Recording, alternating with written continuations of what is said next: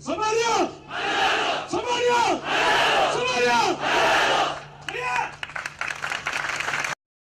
waa cutubyo ka tirsan ciidanka xoogga dalka Soomaaliyeed kuwaas oo tababar ku qaatay xerada Turkisom ee magaalada Muqdisho waxaana tababarkaasi bixinayay macallimiin Turki ah kadib munaasabad kooban oo lagu qabtay xeradaasi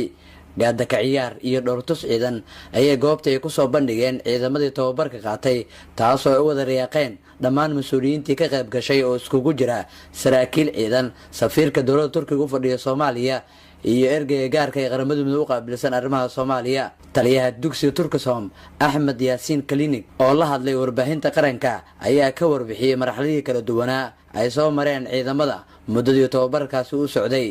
Somali halkı, Somali milleti ve Somali Silahlı Kuvvetleri sidii tababarkooda u socda aan fiirino waxaan aragnaa inay yihiin dad aad u wanaagsan tababarada ku fiican ayaka markii aan aragna say tababarada u qaadanayeen niyadooda wanaagsan waxa meeshaas annagaba niyadeena ku wanaagsanaanayso waxaana aaminsanahay in wadankaanu horumari doono ciidan xoog lehna oo yeelan doono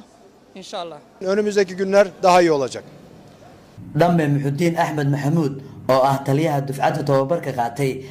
oo ka hadlay munaasabada ayaa yiri dhaqan taariikh maadooyin ciidan intaan halkan ku guda jirnay waxaan ku kala faa'iideysanay saraakiisha Turkiga iyo saraakiil xigeenka si kala gacantooy ay ku jirto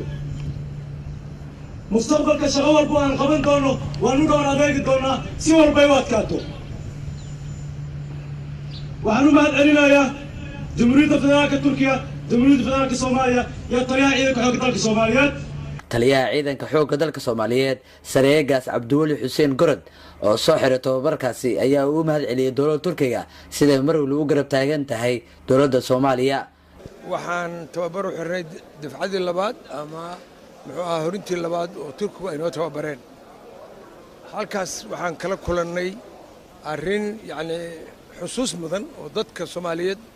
qofkii goobjoog ah ama qofkii fiirsadahay uu dareemi doono in qarannimadii xoog ay soo laabatay Soomaaliya gaar ahaan xoogga dalka Soomaaliya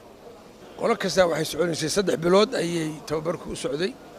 laakiin waxaad moodaa in sanad ama 9 bilood sidii ciidamada loo tababari jiray inay u tababaran yihiin wax ka dhiban ma jiro hadday hub tahay hadday disciplin tahay hadday muuqaal tahay yacni ciidan aan isleenahay waa la isku halayn karaa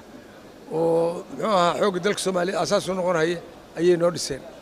waa dufcadii labaad ee lagu tababaro xerada Turkisom ee magaalada Muqdisho tan iyo intii la furay xeradaasi